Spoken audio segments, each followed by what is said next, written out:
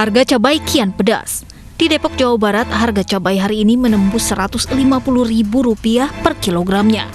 Sementara di Pasar Keramat Jati, Jakarta Timur, meski sempat turun, harga cabai masih di kisaran Rp130.000 per kilogramnya. Tidak hanya cabai rawit merah, kenaikan harga juga terjadi pada cabai rawit hijau dan cabai merah keriting. Pedasnya harga cabai ini juga terjadi di sejumlah pasar tradisional di Indonesia. Di antaranya di Pasar Ibrasari, Pangkalan Bun, Kabupaten Kota Waringin Barat, Kalimantan Tengah mulai turun menjadi Rp130.000 setelah sempat tembus di harga Rp160.000 per kilogram. Sementara di Pasar Pagi Kaliwungu, Kendal, Jawa Tengah, harga cabai merah dijual Rp110.000 per kilogramnya. Harga yang cukup tinggi ini sudah terjadi sepekan terakhir akibat pasokan yang terus berkurang karena sentra penghasil cabai mengalami gagal panen. Di pasar tradisional Keranggot, Kota Cilegon, Banten juga melambung tinggi dalam 2 minggu terakhir. Harga cabai rawit dan cabai merah keriting dijual seharga Rp120.000 per kilogram atau naik 2 kali lipat dari harga sebelumnya. Kenaikan harga sejumlah komoditi ini membuat daya beli masyarakat khususnya cabai menurun dan juga cukup meresahkan tidak hanya bagi pembeli namun juga pedagang.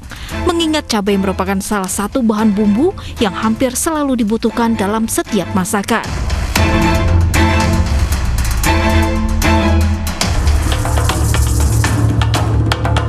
Komisi Pemberantasan Korupsi atau KPK membenarkan tengah melakukan penyidikan terkait perkara suap perpajakan di Direktorat Jenderal Pajak. Meski belum bersedia memaparkan detail perkaranya, KPK berjanji akan menginformasikan perkembangan penetapan tersangka setelah dilakukan upaya paksa baik penangkapan maupun penahanan. Diketahui perkara suap yang terjadi di Direktorat Jenderal Pajak ini terkait dengan pembayaran pajak sejumlah perusahaan. Modusnya yakni para wajib pajak tersebut diduga memberikan uang kepada pejabat pajak agar nilai pembayaran pajaknya menjadi rendah. KPK sedang melakukan kegiatan penyidikan dugaan korupsi penerimaan hadiah atau janji terkait dengan pemeriksaan perpajakan pada Direktorat Jenderal Pajak. Sementara itu, Menteri Keuangan Sri Mulyani memastikan telah membebas tugaskan oknum pegawai pajak terduga kasus suap yang tengah disidik KPK. Terhadap pegawai Direktorat Jenderal Pajak yang oleh KPK diduga terlibat di dalam dugaan suap tersebut, telah dilakukan pembebasan tugas dari jabatannya agar memudahkan proses penyidikan oleh KPK. Kasus dugaan suap terhadap pegawai pajak hari ini seolah kembali mengingatkan kita kepada Gayus Tambunan yang populer di era 2010 hingga 2011. Pegawai Ditjen Pajak ini menghebohkan tanah air dengan sejumlah kasus mafia pajak yang melibatkan banyak pejabat. Sempat tersenyum karena harta haramnya, namun Gayus harus menelan kenyataan pahit, dihukum penjara hingga 29 tahun.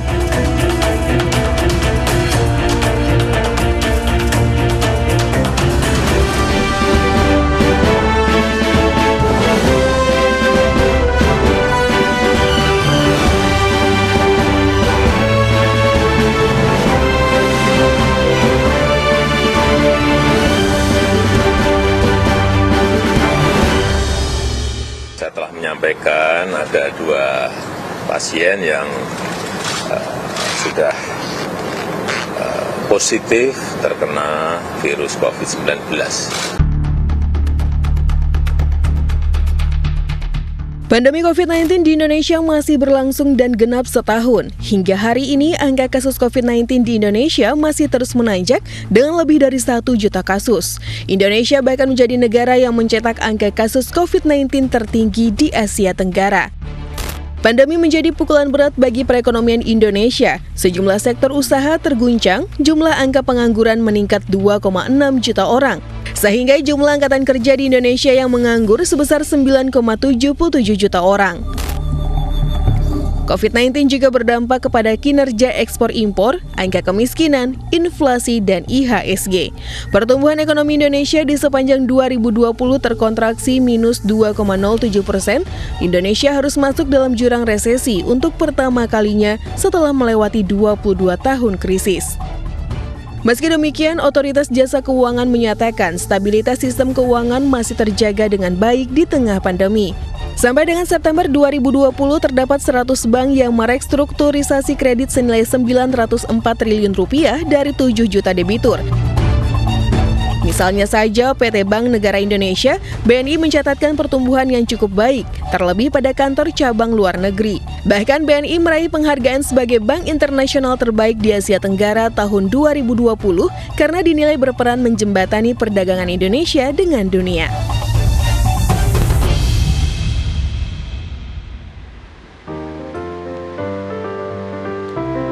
Baik, halo selamat malam. Kembali berjumpa di program The Indonesia Economic Club bersama saya Aprevita. 2 hari yang lalu, tepatnya 2 Maret 2021, genap 1 tahun Indonesia dilanda COVID-19. Bermula dari 2 kasus yang diumumkan oleh Presiden Joko Widodo, di Indonesia terus bergerak menanjak menjadi 1.000 kasus, 10.000, 100.000, 500.000 dan dalam 10 bulan, tepatnya di tanggal 26 Januari 2021, Indonesia tembus 1 juta kasus. Angka ini menyeret Indonesia sebagai negara dengan kasus COVID-19 tertinggi di Asia Tenggara. Pandemi bukan hanya sekedar angka, di dalamnya terdapat roda perputaran ekonomi negara. Bahkan dunia, pertumbuhan ekonomi Indonesia di tahun 2020 minus 2,07%. Dan untuk pertama kalinya Indonesia masuk ke dalam jurang resesi setelah melewati 22 tahun krisis. Meski berbagai sektor dihantam wabah, masih ada sektor yang stabil dan justru berekspansi. Tentunya malam hari ini saya tidak sendiri akan membahas hal ini. Saya ditemani oleh Prof. Renat Kasali. Seperti apa Prof. Renat melihat kondisi perbankan saat ini? Bisa dikatakan bahwa tadi salah satu sektor yang cukup bertahan, Prof. Sangat penting ya. Sektor perbankan tentu sangat penting sekali ya, dan kita melihat di Indonesia ini sebetulnya Vita, ini adalah sektor yang pemegang izinnya banyak sekali ya. Ada sekitar 1.600 license pusat dan daerah begitu ya. Jumlah bank sangat besar, banyak sekali di Indonesia. Dan tentu saja di lain pihak kita mengharapkan jumlah orang yang punya akses pada perbankan juga tentunya semakin banyak. Tapi sebelum pandemi kita mencatat ada sekitar 63 juta UMKM yang belum mempunyai akses kepada perbankan, ya, 63 juta. Sementara masyarakat sendiri ada sekitar 84 juta sebelum pandemi yang tidak punya akses pada perbankan. Dan bank itu sendiri itu menjadi penting sebagai penyalur kredit. Jadi penyalur kredit, karena kredit ini adalah modal yang sangat penting sekali bagi dunia usaha. Dan kita melihat selama pandemi angkanya sempat turun ya, angka penyaluran kredit. Tapi tahun ini kita mendengar angkanya sudah mulai ada optimisme untuk meningkat, terutama karena keberhasilan pandemi. Nah, karena sektor perbankan di Indonesia sangat menarik, net interest margin-nya itu sangat tinggi sebetulnya. Nah, ya, oke, kita 5-6%, membahas ya. lebih dalam kaitannya dengan daya tahan. Boleh saya menyapa narasumber yang sudah silakan, bergabung bersama kita, Prof. Beliau akan mengcapture seperti apa sebenarnya kondisi dunia, ekonomi dunia dan tentunya di Indonesia.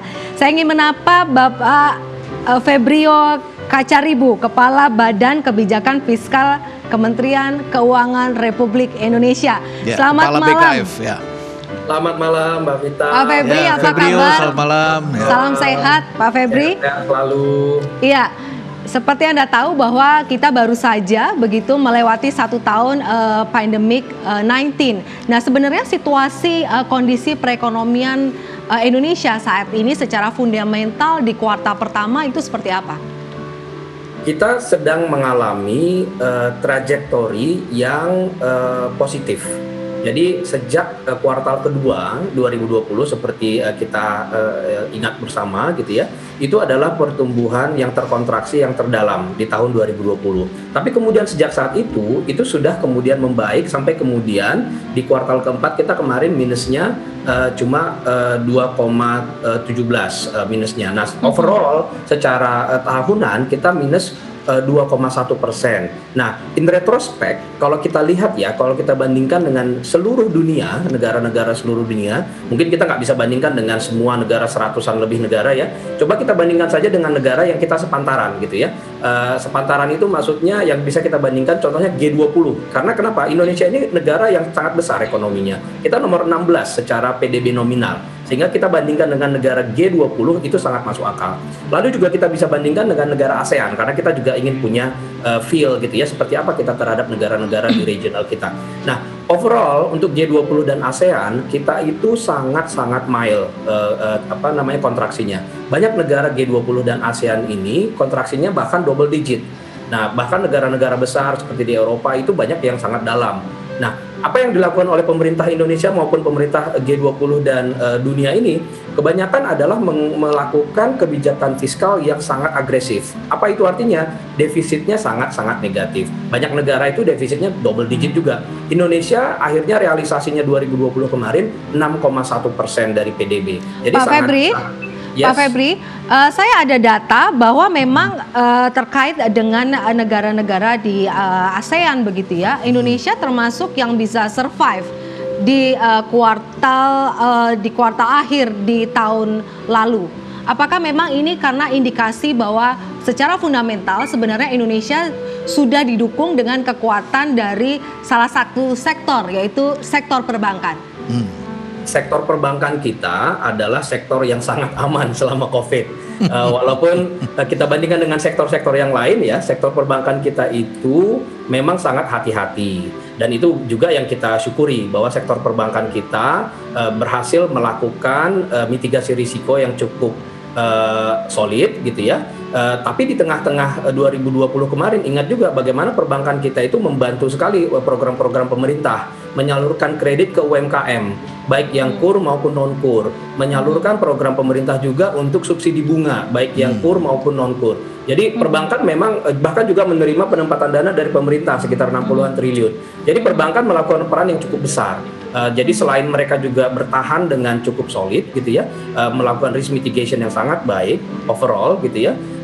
Tapi kemudian mereka juga membantu pemerintah melakukan program-program terutama untuk UMKM karena memang kalau kita mau menolong bisnis kita Indonesia gitu ya, pemerintah kan harus punya pilihan-pilihan yang mana harus didahulukan. Sudah pasti kita akan mendahulukan dulu yang mikro, UMKM dan sebagainya, sehingga perbankan memang sangat membantu kita waktu itu dan harapan kita tahun ini juga perbankan bisa lebih banyak lagi berperan. Pak Febri, ada pertanyaan yang saya ingin sampaikan kepada Anda. Kalau memang perbankan ini stabil hingga saat ini sampai dengan 1 tahun pandemik ya Prof, berarti bisa dikatakan sektor perbankan ini secara prosentase juga mendukung pertumbuhan ekonomi Indonesia yang tidak kalah dibandingkan dengan negara lain. Apakah bisa dikatakan demikian? Yes, peranan perbankan kita itu sangat besar. Secara keseluruhan kita memang masih kalah dibandingkan dengan negara lain ya. Kalau dibandingkan secara region, artinya masih besar sekali potensi kita untuk berkembang nih, terutama perbankan kita. Jadi secara size kita itu lebih besar daripada perbankan Malaysia dengan Thailand ataupun misalnya Filipina. Tetapi secara rasio terhadap PDB kita masih bisa nih bergerak. Kita masih berada di bawah 60% terhadap GDP kita, rasio dari aset perbankan kita. Sementara Malaysia, Thailand itu udah besar sekali, bahkan ada yang di atas 100% dari PDB-nya, di mana di situ kredit perbankan itu berperan sangat besar dalam perekonomiannya. Nah, perbankan kita ini memang sangat aman, NIM-nya juga sangat tinggi gitu ya. Tapi kemudian masih ada ruang untuk bertumbuh dan membuatnya menjadi lebih efisien. Pak Febrio, masih ada ruang untuk bertumbuh. Anda jangan kemana-mana dulu. Saya ingin menanyakan bagaimana pendapat dengan Prof. Renat. Prof. Renat, tadi ada statement bahwa perbankan salah satu yang menjadi sektor dari pendukung untuk pemulihan ekonomi. Dan strategi survive itu dilakukan di perbankan. Ya, betul sekali. Jadi memang sektor perbankan ini sebenarnya sangat menarik sebetulnya ya. NIM-nya tadi disebutkan tinggi sekali begitu ya. Di negara tetangga kita tuh sepertiganya dari Indonesia. Makanya sekarang salah satunya adalah tambah modal lagi. Makanya CAR-nya naik begitu ya, tambah modal. Kemudian asing sangat berminat, datang terus asing begitu ya ke Indonesia. Nah, saya kira tapi strategi survive-nya di dalamnya kita harus mempunyai orang-orang yang tepat, yang benar. Ada dua strategi. Strategi yang pertama adalah strategi ekspansi. Ekspansi itu ya ini kan accounting kita kan accrual pencatatannya begitu ya. Jadi yang penting adalah ekspansi. Tapi kemudian ketika kita menghadapi situasi seperti ini, teman-teman mulai menghitung resikonya. Jadi lebih mengandalkan nasabah-nasabah dengan kualitas yang lebih baik. Jadi strategi survivalnya saat ini adalah menjaga kualitas. Jadi menghindari resiko. Jadi risk management sekarang menjadi sangat penting sekali karena ekspansi ini sangat harus dilakukan juga dengan kehati-hatian. Kebutuhan banyak, tetapi nasabah tentu sangat beragam. Dan di dalamnya tentu saja kita memerlukan SDM yang dipersiapkan untuk menghadapi masa depan. Karena hampir semuanya hari ini sedang mempersiapkan digital banking hari ini. Ya. Baik Prof, nanti kita akan langsung menanyakan kepada salah satu perbankan yang memang melakukan banyak strategi di tengah pandemi. Dan transformasi. Ya. Dan pastikan Pak Febrio Anda masih tetap bersama kami. Pemirsa, Anda juga tetap bersama kami di The Indonesia Economic Club.